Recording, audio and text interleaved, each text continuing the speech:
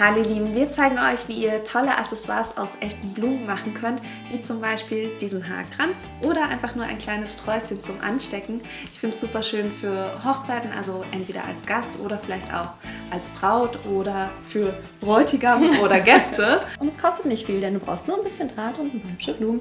Wir brauchen einen etwas dickeren Draht und einen etwas dünneren Draht zum Umwickeln. Zudem brauchen wir eine Zange, die sich für Draht eignet, eine Blumenschere und natürlich unsere Blumen. Den etwas dickeren Draht nutzen wir als Grundlage für unseren Kranz. Und je nachdem, wenn ihr etwas schwerere Blumen verwendet, könnt ihr den Draht auch doppelt oder dreifach nehmen. Dann ist quasi die Grundlage schon ein bisschen stabiler. Und bei so ganz feinen Kränzen reicht aber auch eine einfache Lage quasi.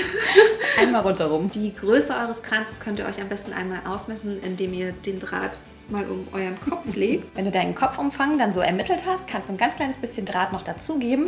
Nämlich die Enden müssen ja auch noch miteinander verwickelt werden, damit das Ganze auch nicht auseinanderrutscht. Die Enden des Drahtes kannst du einfach um den Draht rumbiegen und dann hält es gut fest. Wenn du deinen Draht soweit vorbereitet hast, dann kannst du anfangen mit den Blümchen und da suchst du dir natürlich erstmal das aus, was dir gefällt. Also deinen Strauß gerne auch ein kleines bisschen auseinanderzupfen und dir die schönsten raussuchen. Und da lässt du ein kleines bisschen Stiel dran, denn die müssen ja auch irgendwie umwickelt werden, auch nochmal mit dem dünnen Draht. Und dementsprechend kannst du jetzt einmal schauen, wie du das Ganze anordnest, kannst das Ganze mischen zwischen Blüten und Blättern.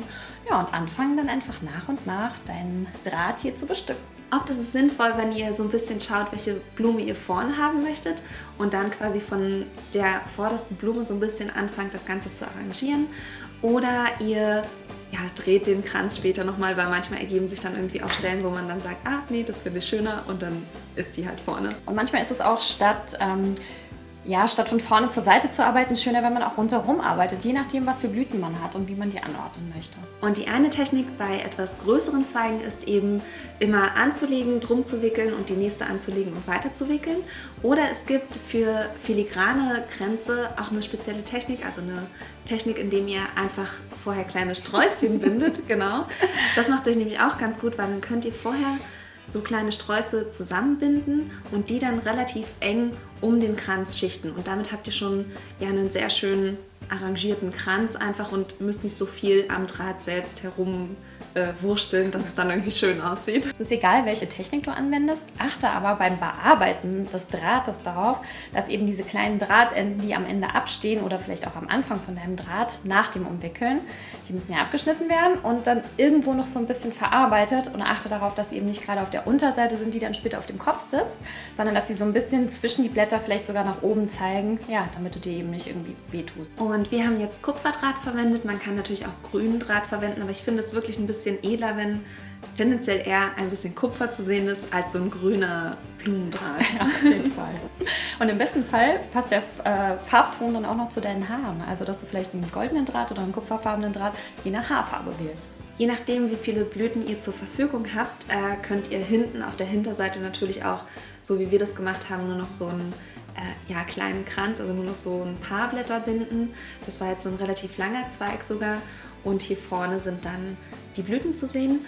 Und wenn ihr das so macht, guckt so ein bisschen drauf, dass quasi die Enden hier einen schönen Übergang ergeben. Wenn ihr den Haarkranz dann aufsetzt, könnt ihr nochmal gucken, ob so irgendwo was vorsteht oder nochmal irgendwie, wie gesagt, anders gebunden werden muss. Das Traurige ist natürlich, dass sie immer nicht so lange halten.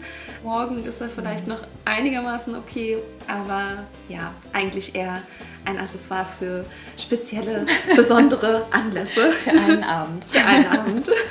Wir sind nächste Woche Donnerstag und Freitag auf der Internationalen Grünen Woche in der Blumenhalle. Dort geben wir Do-it-yourself-Workshops und Vorträge. Vielleicht sehen wir uns dort und ansonsten im nächsten Video wieder. Vergesst nicht, uns einen grünen Daumen da zu lassen und bleibt uns kreativ, ihr Lieben. Ciao! Ein Träumchen wäre ein Träumchen. Ein Träumchen wäre ein Träumchen. Du könntest ein waschechter Hesse sein. Sorry. Ich schlag immer nur mich selbst, damit ich später sehe, wo ich schneiden kann. Die Pizza. Die Pizza. Ja. Achso, ich dachte, du fängst nochmal an. Ja, nee, gut. Egal.